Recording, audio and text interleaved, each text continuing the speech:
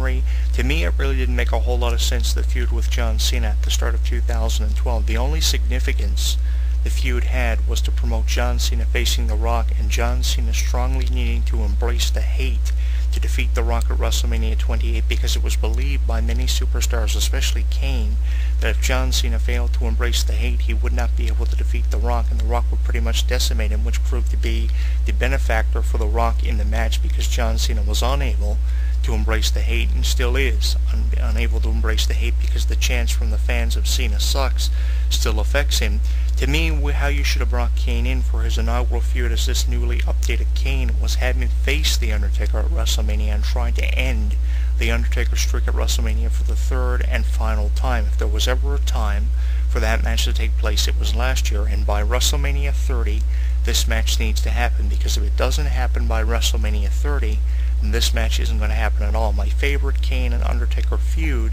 was from the late years of the Attitude Era. In the first match they had at WrestleMania 14, there was a lot of detail, there was a lot of emphasis on the history of The Undertaker and Kane. We find out that their home was burnt to the ground, the fire was set by The Undertaker, which caused Kane's face to be severely scarred. Their parents had died. We saw the scenes where Kane decimated the graves of The Undertaker's parents. We saw the scene where The Undertaker was speaking to his parents prior to his match at WrestleMania 14. We saw a brawl inside of a funeral home, I do believe. We saw a lot of great promos from both The Undertaker and Kane, the demonstration of Kane's power and how superior it was believed to be to The Undertaker's power. The Undertaker was then set on fire in a casket at the start of 1998. It was believed The Undertaker was gone from professional wrestling forever. He returns, and then his epic feud is announced, and then we have this match at WrestleMania 14. To me, the best feud between The Undertaker and Kane was definitely in the final few years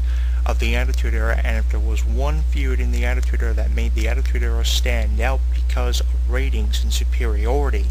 it was the feud between The Undertaker and Kane, a feud that will never be duplicated. And as good as the 2010 feud was, giving us a throwback feel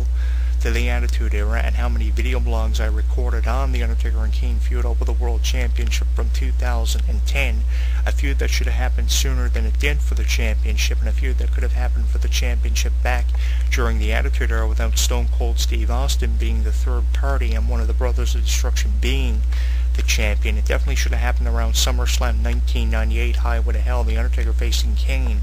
for the championship. Probably would have been a more appropriate match to have at SummerSlam 98 as opposed to The Undertaker facing Stone Cold Steve Austin. The thing about the Undertaker-Kane matches are they happen a little bit too late, and in 2013, The Undertaker facing Kane, you can't argue or dispute the fact that this match is happening a little bit too late and probably should have happened sooner. So that definitely takes a few points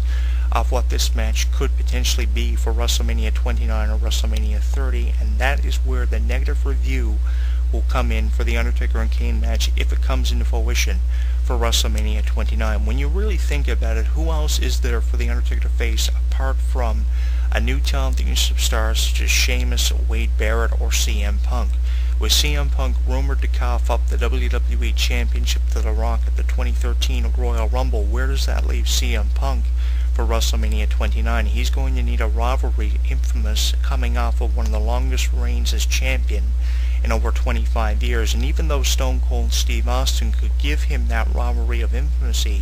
and place him on a pedestal that he'll probably never be taken off of, it ties in significantly well with CM Punk coming out wearing the Stone Cold Steve Austin finalia and referring to Steve Austin in a lot of his recent promos as being a legend but not as good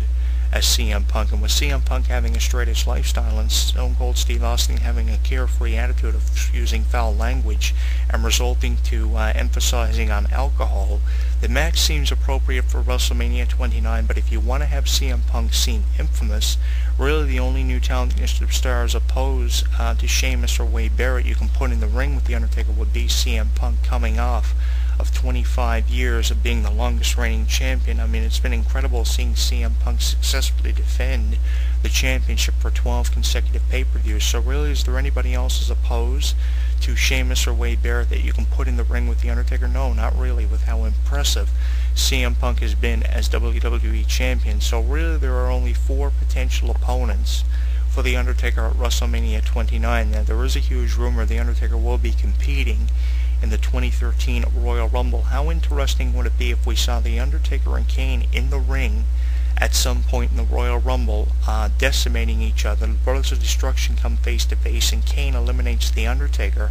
and then that sets up for the WrestleMania encounter, and their third encounter and final encounter at WrestleMania between The Undertaker and Kane. That would be kind of cool. But the most likely place we will see The Undertaker return will be at WrestleMania, and I see 4 potential opponents right now for The Undertaker at WrestleMania in a poll. I see Sheamus, because of how impressive Sheamus has been as world champion. He's had one of the most impressive years of his entire career, apart from winning the WWE Championship on 2 separate occasions. Sheamus has really impressed a lot of people, winning the 2012 Royal Rumble and winning the World Championship that same year from Daniel Bryan in about an 18-second encounter, but it was a great match because Sheamus seemed so infamous in the match and went on to have over a 6-month reign as world champion. Wade Barrett, with how impressive he's looked with his new appearance and new approach, really emphasizing on the Barrett barrage that can't be stopped. What if The Undertaker is the guy who can end the Barrett barrage? CM Punk, with how infamous his over-year reign as champion has been, being the longest reigning champion of the last 25 years, he believes he will be just as good of a champion as Bruno Sammartino has been, who once held the WWF Championship for over 12 years, and by 2018, when they celebrate the 350th edition of WWE Main Event, it's believed to be CM Punk will be headlining that show in the main event as champion, who will still be champion from when he inaugurally won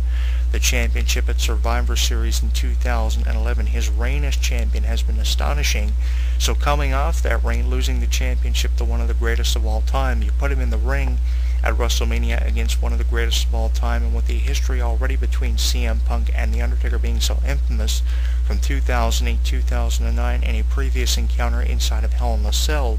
for the World Championship that you can play off of, that could be a reason why CM Punk faces The Undertaker as well. And the fourth and final suggestion I have for an opponent for The Undertaker, given the fact we're not going to see a third encounter between Triple H and The Undertaker, that's highly unlikely, or a triple threat match between Shawn Michaels, Triple H, and The Undertaker, or a Undertaker-Shawn Michaels third encounter. The only other suggestion I have for an opponent for The Undertaker at WrestleMania would be Kane, given the fact that I truly believe we need a third encounter, and that encounter needs to be the most infamous, even if you have to put a special stipulation on the match where it's basic, where the loser of the match has to retire and leave the wrestling industry, with potentially Kane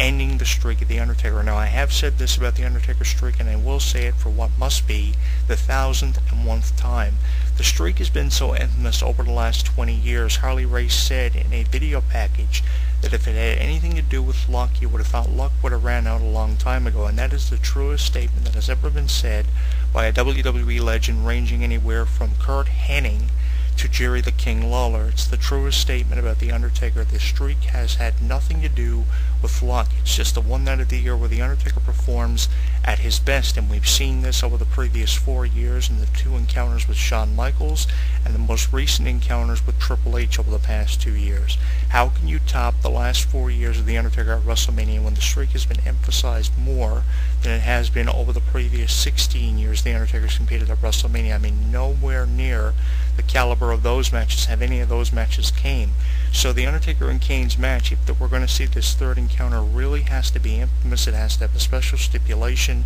and it has to have a lot of significance. Now, the feud they had at WrestleMania 14 had so much to tell that they're really going to have to put their heads together in the way of creativity to come up with something to make this match meaningful and infamous. I see a lot of near falls. I see a powerful exchange between the two individuals that they try to show each other up. And the face-to-face encounter they had on Raw 1000 when The Undertaker and Kane reunited, decimating several new talented mixed-up stars. Jinder Mahal was one of them, along with several other stars that tried to make an example out of Kane on Raw 1000. Really emphasized to me that this match could potentially be happening at WrestleMania 29, and really that's what I'm playing off of. The face-to-face encounter and the reunion from Raw 1000. Now, with the 20th anniversary of Raw coming up over the next few weeks, we could see The Undertaker and Kane, along with a lot of other additional legends, appearing on the show, and then they could pick up where they left off on Raw 1000, have another face-to-face meeting, and that's where the challenge could be laid down from either The Undertaker or Kane to one another for a match at WrestleMania 29. It's either going to be on the 20th anniversary of Raw we see another face-to-face between The Undertaker and Kane, which will really set the stage and pace for WrestleMania 29, and I thought about a face-to-face meeting between the two at some point in the Royal Rumble match where Kane eliminates The Undertaker and The Undertaker challenges Kane to a WrestleMania match, giving Kane his third and final opportunity at immortality. So that could be a way that plays off as well, because usually in the Royal Rumble match, that is where The Undertaker's opponent for WrestleMania, depending on how the match is distributed and plays out and the match's aftermath, is determined. We saw it with Giant Gonzalez, we saw it with Shawn Michaels in 2009 when Shawn Michaels believed he had to win the Royal Rumble to get a match with The Undertaker at WrestleMania, and because of Shawn Michaels' inability to win his third Royal Rumble in his career from 95 to 96 and becoming a Triple Crown winner of the Royal Rumble, the match at WrestleMania in 2009 came into fruition, and the first encounter between The Undertaker and Shawn Michaels truly was an infamous encounter, and that was where we saw the most exchanges. Even though the match in 2010 was just as incredible, the most exchanges in the match from the first encounter was unbelievable, and I think it was because of really what happened in the Royal Rumble. And there was a phenomenal exchange also between The Undertaker and Shawn Michaels in the 2007 Royal Rumble. If there is ever a final 15 minutes of a Royal Rumble match any wrestling fan should take a look at, fast forward in the 2007 Royal Rumble match, if you can find it on a video sharing website like YouTube, for the final 15 minutes, the exchange between The Undertaker and Shawn Michaels is infamous, and we have seen so many incredible moments in the Royal Rumble from The Undertaker as well. So there is a chance with the Royal Rumble poster promoting the return of The Undertaker in so many different ways, we could see The Undertaker have a face-to-face encounter with his future WrestleMania opponent at the Royal Rumble. It's either going to be on the 20th anniversary of Raw or at the 2013 Royal Rumble. Sometime between now